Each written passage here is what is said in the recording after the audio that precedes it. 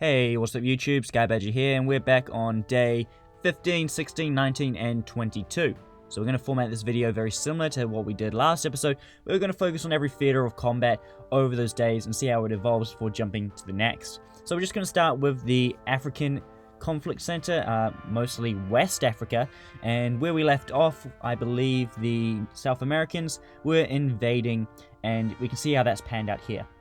Initially, we didn't have too many troops in the region, and all we had was stationed in Libya, so we've had to spend a lot of time moving troops down to actually be able to put up a defense. And even then, even 3 days later on day 15, we don't have enough in the region.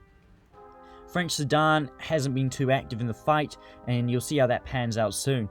But the limited troops he has had down there have slowed our enemies down enough to give me time to build more troops and send them down. At this point, we have a lot of infantry divisions down there, and we're trying to get railroad guns down there as well to give us a massive advantage. As you can see here, our first units are entering combat.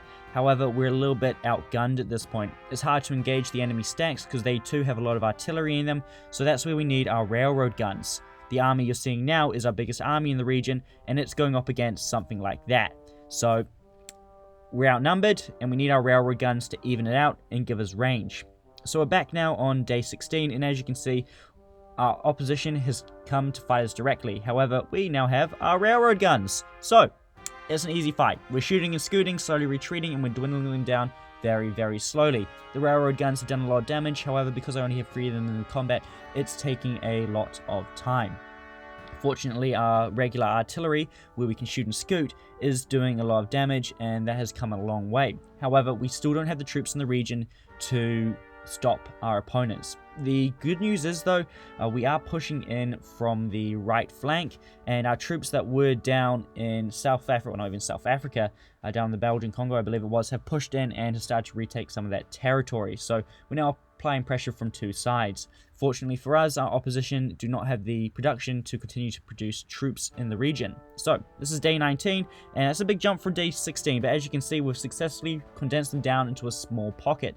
Because they didn't have the production to keep producing troops, we were able to use our artillery to slowly dwindle them down and deal enough damage that they couldn't keep up the fight, and they've retreated back. We haven't killed all of their troops, they've retreated some, but we've been able to deal a lot of damage, and just goes to show the power of artillery. So as I alluded to earlier, French Sudan was very inactive in the fight, and he wasn't really contributing much at all, so I had to go in and take him out.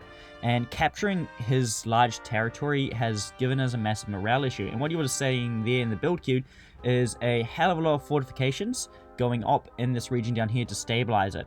If we cannot stabilize it, we're simply going to lose it again to our neighbors, and then we're going to lose the production bonus that we're going to get from it. So we're heavily investing in fortifications to lift the morale, and we're also trying to do this to boost our economy. So it's not just about maintaining and holding the land, it's about lifting the morale to lift production, to increase our production, so we can carry on building all those submarines and battleships that you saw. So we've got a lot of things underway that require metal, and a hell of a lot of metal and oil, and we're going to need those in the coming days, because as you're going to see right now, our enemies have not just given up. Instead, they've shifted their attention towards the United Kingdom, and South America and portions of North America have decided to go out and launch an attack against the United Kingdom. Fortunately, due to our massive spy network, we have been able to figure this out pretty early and prepare for it. So what you're seeing now is you're seeing some spy intel that shows that initial idea that the Americans might be going for this. They're grouping troops up in the north. You can see those paths. You can see a lot of troops heading that way in general. So it's really important that we get up there and we suss it out pretty quickly. To help with this, I'm building a navy, and this is going to really focus down in the Atlantic Sea, the South Atlantic, to protect us down there. But we're going to need more troops up in the north. At this point, South Brazil, and I think it was, it's almost hard to remember at this point, had bigger navies than I did. So I'm really investing in my navy to make sure that when we do counterattack, I have the ships, and I have the vessels and the technology to do it successfully. So one of the main reasons we've been really successful in fighting so far is as a coalition, myself and the other players involved have been really aggressively spying on our oppositions. And although at the moment my spies are only on counter-espionage, you can see just going down our spy reports that we have a lot of information on the majority of our opposition players, ranging from intelligence to reveal alls. And this has allowed us to see things like this happening. As you can see, New England successfully landed in the United Kingdom. However, that was by our choice. He was smart enough to send an escort group that we could not counter. So the plan was we'd let him land up in the north where it's pointless, and then we just have our planes waiting to blitz them as soon as they get to shore. Ontario, on the other hand, he's going to meet a very different fate. You see, that's a large amount of troops that we can't kill on land. So what we're going to do is we're waiting for them to get closer before we send in submarines to simply sink them. And we have the time to do this. They're not going to get to England for a couple of days, and that will give the other players in the coalition time to prepare.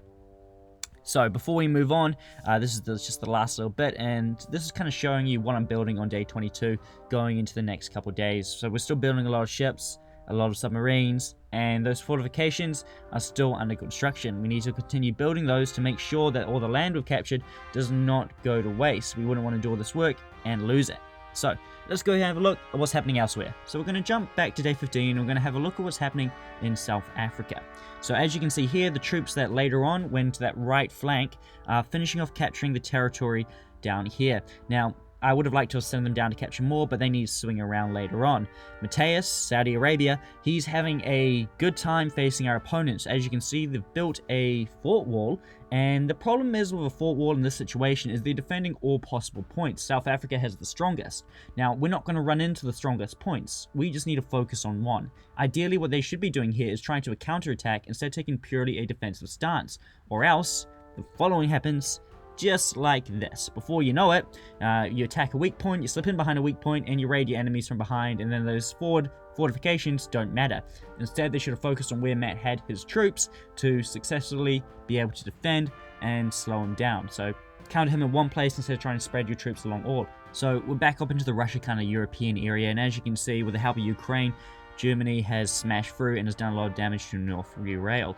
Now, from this point on, I would have liked to have talked about that combat a little bit more, but I didn't really record much. It was an awesome battle, though. Once that battle concluded itself, Germany turned back to Sweden, and that's what you're seeing there. And he's kind of attacking Sweden. Actually, it's Finland from all different sides. So Finland won the war between Finland and Sweden, and Germany's now going back in there to clean it up before it becomes too much of an issue. So really just consolidating power at the moment.